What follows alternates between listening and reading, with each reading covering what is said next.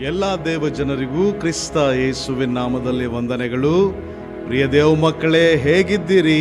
ನಾನು ನಂಬ್ತೇನೆ ದೇವರು ನಿಮ್ಮನ್ನು ಉತ್ತಮವಾಗಿ ಇಟ್ಟಿದ್ದಾನೆಂಬುದಾಗಿ. ನಾನು ಕ್ರಿಸ್ತನಲ್ಲಿ ಸೇವಕ ಪ್ರಸನ್ನ ಕುಮಾರ್. ಬನ್ನಿ ಈ ದಿನ ಒಂದು ವಿಷಯವನ್ನ ಧ್ಯಾನಿಸಿಕೊಳ್ಳೋಣ. ಪ್ರಿಯ ದೇವ ಮಕ್ಕಳೇ, ಬೈಬಲಲ್ಲಿ ಸಾವಿರಾರು ಭಕ್ತರು ದೇವರಿಗಾಗಿ ಜೀವಿಸಿದಂಥವರು ಇದ್ದಾರೆ.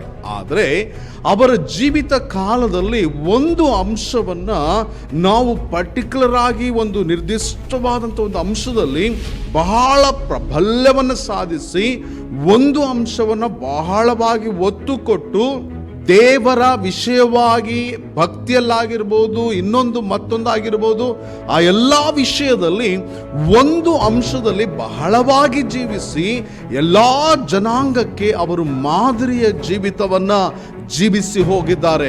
ಹೀಗೆ ಮಾದರಿಯಾಗಿ ಜೀವಿಸಿದಂಥ ಆ ಶ್ರೇಷ್ಠ ಭಕ್ತರ ಕುರಿತಾಗಿ ಇಂದು ನಾವು ಧ್ಯಾನ ಮಾಡಿಕೊಳ್ಳಿಕ್ಕಿದ್ದೇವೆ. ಪ್ರಿಯ ದೇವ ಮಗುವೆ, ನಾವು ಮೊದಲನೇದಾಗಿ ನೋಡಿಕೊಳ್ಳುವಂಥ ಭಕ್ತನು ಯಾರು ಎಂಬುದಾಗಿ ನೋಡುವಾಗ ಏಬೇಲ ಅನ್ನುವಂಥ ವ್ಯಕ್ತಿ ಬಹಳ ಕೊಂಚ ಕಾಲ ಬದುಕಿದ್ನು. ಏಬೇಲ ಅಂದ್ರೆ ಆ ಪದದ ಅರ್ಥ ಏನಪ್ಪಾ ಅಂದ್ರೆ ವೇಪರ್ ಅಥವಾ ಅಬೆ ಎಂಬುದಾಗಿ, ಸ್ವಲ್ಪ ಕಾಲ ಇದ್ದು ಹೋಗುವಂತ ಒಂದು ಅಬೆ ಎಂಬುದಾಗಿ ಅದರ ಅರ್ಥ ಆಗಿರ್ತದೆ. ನೋಡ್ರಿ, ಈ ಏಬೇಲನ್ನು ಕಾಣಿಕೆಯನ್ನು ಕೊಟ್ಟನು. ಆದ್ರೆ ಆ ಕಾಣಿಕೆಗೆ ಸಮನಾದಂತ ಕಾಣಿಕೆ ನಾವೆಲ್ಲಿ ಸಹ ನೋಡ್ಲಿಕ್ಕೆ ಸಾಧ್ಯವಿಲ್ಲ. ಬೈಬಲಲ್ಲಿ ಸ್ವತಃ ಯೇಸು ಕ್ರಿಸ್ತನು ಒಬ್ಬ ವಿಧವೆಯ ಒಂದು ಕಾಣಿಕೆಯ ಬಗ್ಗೆ ಮಾತಾಡಲ್ಪಟ್ಟದೆ. ಆದರೂ ಸಹ ಆ ಕಾಣಿಕೆಗಿಂತ ಏಬೇಲನ ಕಾಣಿಕೆ ಬಹು ಶ್ರೇಷ್ಠವಾದ್ದು. ಯಾಕಂದ್ರೆ ಆ ಕಾಣಿಕೆಯ ನಿಮಿತ್ತವಾಗಿ ತನ್ನ ಪ್ರಾಣವನ್ನೇ ಅವನು ಕಳೆದುಕೊಳ್ಳಬೇಕಾಯಿತು. ಅಂತ ಶ್ರೇಷ್ಠವಾದ ಕಾಣಿಕೆಯನ್ನ ಏಬೇಲನು ಕೊಟ್ಟನು. ಹಾಗೆ ಉಳಿಸುವಿಕೆಯಲ್ಲಿ ಇನ್ನೊಬ್ಬರನ್ನ ಉಳಿಸುವಂತ ವಿಷಯಕ್ಕೆ ಬಂದಾಗ ನೋಹನ್ ನೋಡ್ರಿ, ಜಾಗ್ರತೆ ಕೇಳಿಸ್ಕೊಳ್ರಿ. ಆದಾಮನಿಂದ ಲೋಕ ಸೃಷ್ಟಿ ಆಯ್ತು, ಮಾನವ ಜನಾಂಗ ಪ್ರಾರಂಭವಾಯಿತು. ಆದ್ರೆ ನೋಹನ ಕಾಲಕ್ಕೆ ಎಲ್ಲಾ ಒಂದು ಮಾನವ ಜನಾಂಗ ಅಂತ್ಯಗೊಳ್ಳುವಂತ ಸ್ಥಿತಿಗೆ ಬಂದ್ಬಿಡ್ತು. ಆದರೆ ಈ ಒಬ್ಬ ನೋಹನ ನಿಮಿತ್ತವಾಗಿ ನೋಹನ ಹೆಂಡತಿ, ನೋಹನ 3 ಜನ ಮಕ್ಕಳು, 3 ಜನ ಸೊಸೆಯಂದ್ರು ಬದುಕುವ ಹಾಗೆ ಆಗಿ ಇವತ್ತು ಇಷ್ಟು ಕೋಟಿ ಜನಾಂಗ ಇದ್ದಾರಂದ್ರೆ ಆ ಉಳಿಸುವಿಕೆಗೆ ಮೂಲ ಕಾರಣವೇ ಅಂದು ನೋಹನ ಜೀವಿತ ಆಗಿತ್ತು. ಬರೀ ಅಷ್ಟು ಮಾತ್ರವಲ್ಲ ಪ್ರಿಯ ದೇವ ಮಗುವೆ, ನಾವು ಅಬ್ರಹಾಮನ ಕುರಿತಾಗಿ ನೋಡುವಾಗ ನಂಬಿಕೆಯಲ್ಲಿ ಆತನು ಉತ್ತುಂಗವಾಗಿ ಜೀವಿಸಿದಂಥ ಜೀವಿತವನ್ನ ನಾವು ನೋಡ್ತೇವೆ. ಅಂದ್ರೆ ಶ್ರೇಷ್ಠವಾದಂಥ ನಂಬಿಕೆಯ ಜೀವಿತವನ್ನ ಜೀವಿಸಿ ಆತನು ಎಲ್ಲರಿಗೂ ನಂಬುವವರಿಗೆ ಆತನು ಮೂಲ ಪಿತನಾದ್ನು ಎಂಬುದಾಗಿ ನಾವು ನೋಡ್ತೇವೆ. ನಂಬುವವರಿಗೆ ಆತನು ತಂದೆ ಆಗಿದ್ದಾನೆ ಎಂಬುದಾಗಿ ನಾವು ನೋಡ್ತೇವೆ. ಹಾಗೆ ನಾವು ದರ್ಶನದ ವಿಷಯಕ್ಕೆ ಹೋಗುವಾಗ ಯೋಸೇಫನ್ನು ನೋಡುವಾಗ ದರ್ಶನದ ವಿಷಯದಲ್ಲಿ ಯೋಸೇಫನು ಬಹು ಶ್ರೇಷ್ಠವಾಗಿ ಕಂಡನು. ಕೇಳಿಸ್ಕೊಡ್ರಿ, ಜಾಗ್ರತೆ ಕೇಳಿಸ್ಕೊಡ್ರಿ. ಬೈಬಲಲ್ಲಿ ಸಾಕಷ್ಟು ಜನರಿಗೆ ದರ್ಶನಗಳಾಗಿದ್ದಾವೆ, ಸಾಕಷ್ಟು ಜನ ದರ್ಶನಗಳನ್ನ ಕಂಡಿದ್ದಾರೆ. ಆದ್ರೆ ಜಾಗ್ರತೆ ಕೇಳಿಸ್ಕೊಳ್ರಿ, ಆ ಎಲ್ಲಾ ದರ್ಶನಗಳಿಗಿಂತ ಶ್ರೇಷ್ಠವಾದ ದರ್ಶನ ಯಾವುದು ಎಂಬುದಾಗಿ ಮಾತಾಡ್ತಾರೆ ಅಂದ್ರೆ ಅದು ಯೋಸೇಫನ ದರ್ಶನ ಆಗಿತ್ತು. ಯಾಕಂದ್ರೆ ಒಂದು ಇಸ್ರಾಯೇಲ್ ಜನಾಂಗವನ್ನೇ ಪೋಷಿಸುವುದಕ್ಕಾಗಿ, ಸಂರಕ್ಷಿಸುವುದಕ್ಕಾಗಿ ಒಂದು ದರ್ಶನ ಯೋಸೇಫನಿಗೆ ಬಂದ ದರ್ಶನ ಆಗಿತ್ತು. ನಾವು ಹಾಗೆ ಮುಂದೆ ಹೋಗುವುದಾದ್ರೆ ದೇವರ ಕಾರ್ಯದಲ್ಲಿ ಮೋಶೆ, ದೇವರ ಕಾರ್ಯಗಳನ್ನ ಲೋಕಕ್ಕೆ ಪ್ರಕಟಿಸಿದವರು, ತೋರಿಸಿದವರು ಬಹಳಷ್ಟು ಭಕ್ತರು ಬೈಬಲಲ್ಲಿದ್ದಾರೆ. ಆದರೆ ಮೋಶೆಯ ಹಾಗೆ ದೇವರ ಸಾನ್ನಿಧ್ಯ ಮತ್ತು ದೇವರ ಕಾರ್ಯ, ದೇವರ ನಡೆಸುವಿಕೆಯನ್ನು ತೋರಿಸಿದವರು ಮತ್ತೊಬ್ಬರು ಇಲ್ಲವೇ ಇಲ್ಲ. ಅಂದ್ರೆ ದೇವರ ಕಾರ್ಯವನ್ನು ತೋರಿಸುವಂತ ವಿಷಯದಲ್ಲಿ ಮೋಶೆ ಉತ್ತುಂಗವಾದಂಥ ಸ್ಥಾನದಲ್ಲಿ ನಿಲ್ಲುವವನಾಗಿದ್ದಾನೆ. ಬರೀ ಅಷ್ಟು ಮಾತ್ರವಲ್ಲ, ಉತ್ತಮವಾದ ನಾಯಕತ್ವದಲ್ಲಿ ಯೆಹೋಶುವವನ್ನು ನೋಡುವಾಗ ನನಗೆ ಬೈಬಲಲ್ಲೇ ಬಹಳ ಮೆಚ್ಚುಗೆಯಾದಂಥ ಇಷ್ಟವಾದಂಥ ನಾಯಕತ್ವ ಯಾವುದಪ್ಪ ಅಂದ್ರೆ ಅದು ಯೆಹೋಶುವನ ನಾಯಕತ್ವ. ಆ ನಾಯಕತ್ವದಲ್ಲಿ ಒಂದೇ ಒಂದು ಸ್ಥಳದಲ್ಲಿ ಗಿಬ್ಯೋನರ ಜನರ ಒಂದು ವಿಷಯದಲ್ಲಿ ತಪ್ಪು ಮಾಡ್ತಾನೆ ಬಿಟ್ರೆ ಬಹಳ ಉತ್ತಮವಾದಂಥ ದೇವರ ವಾಕ್ಯಾನುಸಾರವಾದಂಥ ಒಂದು ನಾಯಕತ್ವವನ್ನ ಯೆಹೋಶುವನು ಮಾಡೋದನ್ನ ನಾವು ನೋಡ್ತೇವೆ. ಹಾಗೆ ನಾವು ಮುಂದೆ ಹೋಗೋದಾದ್ರೆ ನಾವು ದೇವರಿಗೆ ಪ್ರಿಯವಾದದರಲ್ಲಿ ದಾವೀದ. ದೇವರಿಗೆ ಪ್ರಿಯವಾದಂತ ವಿಷಯಕ್ಕೆ ಬಂದಾಗ ದಾವೀದ. ಜಾಗ್ರತೆ ಕೇಳಿಸ್ಕೊಳ್ರಿ, ದೇವರ ಹೃದಯಕ್ಕೆ ಒಪ್ಪುವವನು ಇಷ್ಟವಾದವನು ಯಾರಾಗಿದ್ದ ಅಂದ್ರೆ ದಾವೀದ. ಹಾಗಾದ್ರೆ ದಾವೀದನಿಗಿಂತಲೂ ಪ್ರಿಯವಾದವರು ಲೋಕದಲ್ಲಿ ಯಾರು ಇಲ್ವಾ? ದೇವರಿಗೆ ಎಲ್ಲರೂ ಪ್ರಿಯವಲ್ವಾ? ನೋಡ್ರಿ, ನಾವು ಹೊಸ ಒಡಂಬಡಿಕೆಯಲ್ಲಿ ಯೋಹಾನ ಎಂಬುದಾಗಿ, ಅಪೊಸ್ತಲನಾದ ಯೋಹಾನನು ದೇವರಿಗೆ ಪ್ರಿಯ ಶಿಷ್ಯನಾಗಿದ್ನು ಎಂಬುದಾಗಿ ನಾವು ನೋಡ್ತೇವೆ. ಆದ್ರೆ ಜಾಗ್ರತೆ ಕೇಳಿಸ್ಕೊಳ್ರಿ, ಈ ದಾವೀದನ್ ಬಂದು ದೇವರು ಒಪ್ಪುವಂತ ಒಂದು ವಿಷಯದಲ್ಲಿ ಬಹಳ ಶ್ರೇಷ್ಠವಾದಂಥ ಸ್ಥಾನದಲ್ಲಿದ್ದ. ಅದಕ್ಕೆ ಬೈಬಲಲ್ಲಿ ಬಹುತೇಕವಾದಂಥ ಅತಿ ಹೆಚ್ಚಾಗಿ ಮಾತಾಡಲ್ಪಡುವಂಥ ಒಬ್ಬ ವ್ಯಕ್ತಿ ಅದು ದಾವೀದ ಆಗಿರ್ತಾನೆ. ಅಂದ್ರೆ ದೇವರ ಹೃದಯವನ್ನ ಒಪ್ಪುವಂತ ವ್ಯಕ್ತಿಯ ವಿಷಯದಲ್ಲಿ ದಾವೀದನು ಉತ್ತುಂಗವಾದ ಸ್ಥಾನದಲ್ಲಿ, ಉತ್ತುಂಗ ಸ್ಥಳದಲ್ಲಿ ಅವನಿರುವವನಾಗಿದ್ದಾನೆ. ಹಾಗೆ ನಾವು ಯೋಬನ ಕುರಿತಾಗಿ ನೋಡುವಾಗ ಶೋಧನೆಯಲ್ಲಿ ಯೋಬನು, ಕೇಳಿಸ್ಕೊಳ್ರಿ, ಜಾಗ್ರತೆ ಕೇಳಿಸ್ಕೊಳ್ರಿ, ನಾವೆಲ್ಲರೂ ಶೋಧನೆಯನ್ನು ಅನುಭವಿಸ್ತೇವೆ. ಆದ್ರೆ ಶೋಧನೆ ವಿಷಯಕ್ಕೆ ಬಂದಾಗ ಆ ಒಬ್ಬ ಯೋಬನು ಬಹಳ ಉನ್ನತವಾದ ಉತ್ತುಂಗವಾದ ಸ್ಥಳದಲ್ಲಿ ಆತನು ಇರುವವನಾಗಿದ್ದಾನೆ. ಬರೇ ಶೋಧನೆ ವಿಷಯದಲ್ಲಿ ಮಾತ್ರವಲ್ಲ, ಭಯ ಮತ್ತು ಭಕ್ತಿ ವಿಷಯದಲ್ಲೂ ಸಹ ಅವನು ಹಾಗೆ ಜೀವಿಸುವಂತವನಾಗಿದ್ದಾನೆ. ಬರೇ ಭಯಭಕ್ತಿ ವಿಷಯದಲ್ಲಿ ಮಾತ್ರವಲ್ಲ, ಆಶೀರ್ವಾದ ವಿಷಯದಲ್ಲೂ ಸಹ ಬಹಳ ಉತ್ತುಂಗವಾದ ಸ್ಥಾನದಲ್ಲಿ ಯೋಬನಿರುವವನಾಗಿದ್ದಾನೆ. ನಾವು ಹಾಗೆ ಜ್ಞಾನದ ವಿಷಯದಲ್ಲಿ ಸಾಲೋಮನ್ ನೋಡ್ಬೋದು. ಸಾಲೋಮನನ ಹಾಗೆ ಜ್ಞಾನ ಹಿಂದೆಯೂ ಇರಲಿಲ್ಲ, ಮುಂದೆನೂ ಇರಲ್ಲ ಅಂತೇಳಿ ದೇವರು ಹೇಳೋದನ್ನ ನಾವು ನೋಡುವವರಾಗಿದ್ದೇವೆ. ಹಾಗೆ ದೇವರ ವಿಷಯದಲ್ಲಿ ವೈರಾಗ್ಯದ ವಿಷಯಕ್ಕೆ ಬಂದಾಗ ಎಲಿಯಾ ಮತ್ತು ಎಲಿಷಾ, ದೇವರ ವೈರಾಗ್ಯ ಅಂತ ಬಂದಾಗ ಇವರ ಹಾಗೆ ಮತ್ತೊಬ್ಬರಿರಲಿಲ್ಲ. ದೇವರಿಗಾಗಿ ಅಷ್ಟು ಭಯಂಕರವಾದ ವೈರಾಗ್ಯವುಳ್ಳಂತ ಜೀವಿತ ಈ ಎಲಿಯಾ ಮತ್ತು ಎಲಿಷಾ ಜೀವಿಸಿ ಹೋದ್ರು.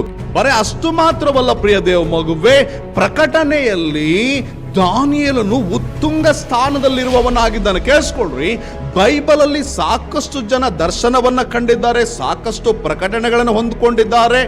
ಆದ್ರೆ ಜಾಗ್ರತೆ ಕೇಳಿಸ್ಕೊಳ್ರಿ, ದಾನಿಯೇಲನ ಹಾಗೆ ದೇವರ ಭವಿಷ್ಯತ್ತಿನ ದರ್ಶನವನ್ನ ಮತ್ತೊಬ್ಬನು ಕಾಣಲಿಲ್ಲ. ಎಲ್ಲರೂ ಕೊಂಚ ಕೊಂಚವಾಗಿ ಕಂಡ್ರೆ, ಆದ್ರೆ ದಾನಿಯೇಲನ್ ಮಾತ್ರ ಸಂಪೂರ್ಣವಾಗಿ ಕಂಡ. ದಾನಿಯೇಲನ್ ಕಂಡಂತ ಆ ಪ್ರಕಟಣೆಯ ಮುಂದುವರೆದ ಭಾಗವೇ ಹೊಸ ಒಡಂಬಡಿಕೆಯ ಕಡೇ ಪುಸ್ತಕವಾದ ಪ್ರಕಟಣೆ ಪುಸ್ತಕವಾಗಿರ್ತದೆ. ಹಾಗಾಗಿ ದಾನಿಯೇಲನು ದರ್ಶನಗಳಲ್ಲಿ ಮಾತ್ರವಲ್ಲ, ದಾನಿಯೇಲನು ದೇವರ ಪ್ರಕಟಣೆಯಲ್ಲಿ, ದೇವರ ಭವಿಷ್ಯತ್ ಪ್ರಕಟಣೆಯಲ್ಲಿ ಉತ್ತುಂಗ ಸ್ಥಾನದಲ್ಲಿ ಇರುವವನಾಗಿದ್ದಾನೆ. ಹಾಗೆ ದೇವ ಜನಾಂಗಕ್ಕಾಗಿ ಗೋಳಾಡಿದಂತ ವಿಷಯದಲ್ಲಿ ನಾವು ಯೆರೆಮೀಯನನ್ನು ನೋಡ್ತೇವೆ. ಯೆರೆಮೀಯನ ಹಾಗೆ ದೇವ ಜನಾಂಗಕ್ಕಾಗಿ ಗೋಳಾಡಿದವರು ಮತ್ತೊಬ್ಬರಿರಲಿಲ್ಲ. ಜಾಗ್ರತೆ ಕೇಳಿಸ್ಕೊಳ್ರಿ, ಕಡೆಯದಾಗ ಒಂದು ವಿಷಯವನ್ನು ಹೇಳ್ತೇನೆ. ಲೋಕದಲ್ಲಿ ತ್ಯಾಗದ ವಿಷಯಕ್ಕೆ ಬಂದ್ರೆ ಸ್ವತಃ ನಿಮ್ಮ ಮತ್ತು ನನ್ನ ಕರ್ತನಾಗಿರುವಂತ ಯೇಸು ಕ್ರಿಸ್ತನಿಗೆ ಸಮನಾದವರು ಇನ್ನೊಬ್ಬರು ಇಲ್ಲ. ತ್ಯಾಗದ ವಿಷಯದಲ್ಲಿ ನಾವು ಆತನಿಗೆ ಹೋಲಿಕೆ ಆದಂತ ವ್ಯಕ್ತಿಗಳು ಪ್ರಪಂಚದಲ್ಲಿ ಯಾರು ಸಿಗ್ಲಿಕ್ಕೆ ಸಾಧ್ಯ ಇಲ್ಲ. ಆತನು ತ್ಯಾಗದ ವಿಷಯಕ್ಕೆ ಬಂದ್ರೆ ಸ್ವತಃ ಯೇಸು ಕ್ರಿಸ್ತನು ಉತ್ತುಂಗವಾದಂತ ಸ್ಥಾನದಲ್ಲಿ ಆತನಿರುವವನಾಗಿದ್ದಾನೆ.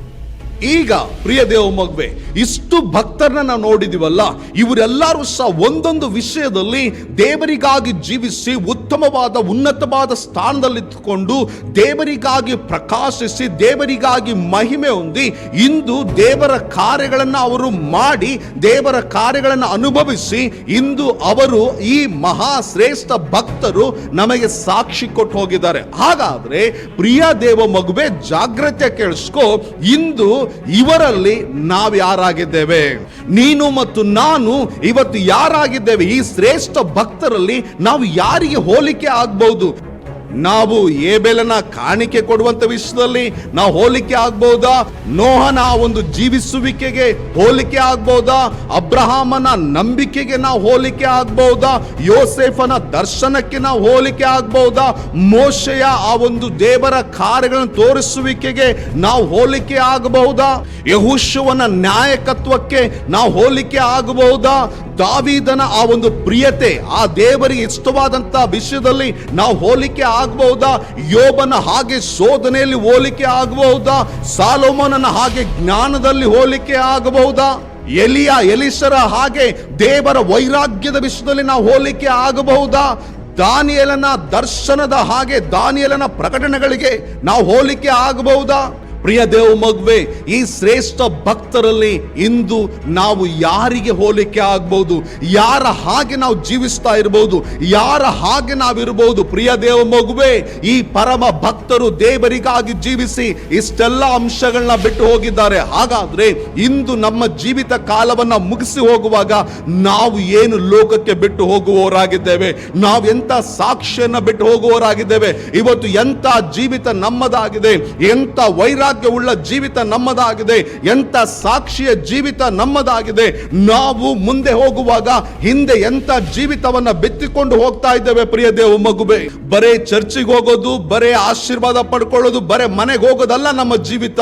ನಾವು ಈ ಲೋಕದಲ್ಲಿ ಸಾಕ್ಷಿಯ ಜೀವಿತವನ್ನ ಜೀವಿಸಬೇಕಾದವರು ಆಗಿದ್ದೇವೆ. ಪ್ರಿಯ ದೇವ ಮಗುವೆ, ನಾವು ಯಾರೇ ಆಗಿರಬಹುದು, ಈ ಪರಮ ಶ್ರೇಷ್ಠ ಭಕ್ತರಲ್ಲಿ ಯಾರ ಹಾಗೆ ನಾವಿದ್ದೇವೆ? ಯಾರ ಹಾಗೆ ನಾವಿದ್ದೇವೆ? ಇವತ್ತು ಆ ಪ್ರಸಂಗಿಯ ಹಾಗೆ ನಾವು ಪ್ರಸಂಗ ಮಾಡಬಹುದು, ಆ ಹಾಡುಗಾರನ ಹಾಗೆ ನಾವು ಹಾಡಾಡಬಹುದು, ಆ ಸಭೆಯವರ ಹಾಗೆ, ಆ ಚರ್ಚ್ ಇದ್ದ ಹಾಗೆ ನಮ್ಮ ಚರ್ಚ್ ಮಾಡಬಹುದು, ಅವರ ಹಾಗೆ ನಾವು ನಡೀಬಹುದು, ಅವರ ಹಾಗೆ ನಾವು ಬಟ್ಟೆ ಹಾಕಬಹುದು. ಆದ್ರೆ ಈ ಭಕ್ತರ ಹಾಗೆ ದೇವರಿಗೆ ಮೆಚ್ಚುವಂತಹ ಸಾಕ್ಷಿಯ ಗುಣ, ಸಾಕ್ಷಿಯ ಜೀವಿತ ಯಾವುದಿದೆ? ಪ್ರಿಯ ದೇವ ಮಗುವೆ, ನೀನು ಆಲೋಚನೆ ಮಾಡು, ಯಾವುದಿದೆ? ಒಂದು ವೇಳೆ ಇವತ್ತು ಯಾವುದಿಲ್ಲವಾದ್ರೆ ದೇವರ ಕಡೆ ಬಾ, ದೇವರ ಕಡೆ ಬಾ. ನಾನು ನಿನಗೋಸ್ಕರ ನಿಂತ್ಕೊಳ್ತೇನೆ ಕರ್ತನೆ. ಅವರೆಲ್ಲ ಒಂದೊಂದು ವಿಷಯದಲ್ಲಿ ನಿನಗಾಗಿ ಉತ್ತಮವಾಗಿ, ಉನ್ನತವಾಗಿ, ಉತ್ತುಂಗವಾಗಿ ಜೀವಿಸಿ ಹೋದ್ರು, ನಾನು ಎಲ್ಲಾ ಕ್ಷೇತ್ರದಲ್ಲಿ ನಿನಗಾಗಿ ಜೀವಿಸ್ತೇನೆ ಅಂತೇಳಿ ದೇವರ ಮುಂದೆ ಮೊಣಕಾಲೂರಿ ಇಂದು ಅರಿಕೆ ಮಾಡು ಪ್ರಿಯ ದೇವ ಮಗುವೆ. ಅರಿಕೆ ಮಾಡಿ ನಿನ್ನನ್ನು ಒಪ್ಪಿಸಿಕೊಡು ಪ್ರಿಯ ದೇವ ಮಗುವೆ. ಎಂದೆಂದಿಗೂ ಎಂದೆಂದಿಗೂ ಎಂದೆಂದಿಗೂ ದೇವರಿಗೆ ಒಪ್ಪಿಸಿಕೊಡದೆ ಜೀವಿಸಲೇ ಬೇಡ. ಬನ್ನಿ ಪ್ರಾರ್ಥನೆ ಮಾಡಿಕೊಳ್ಳೋಣ. ಪ್ರೀತಿ ಉಳ್ಳ ದೇವರೇ, ಅಪ್ಪ, ನೀನ್ ಮಾತಾಡಿದ ಶ್ರೇಷ್ಠ ಮಾತುಗಳಿಗಾಗಿ, ನಿನ್ನ ಆಲೋಚನೆಗಳಿಗಾಗಿ ಸ್ತೋತ್ರ.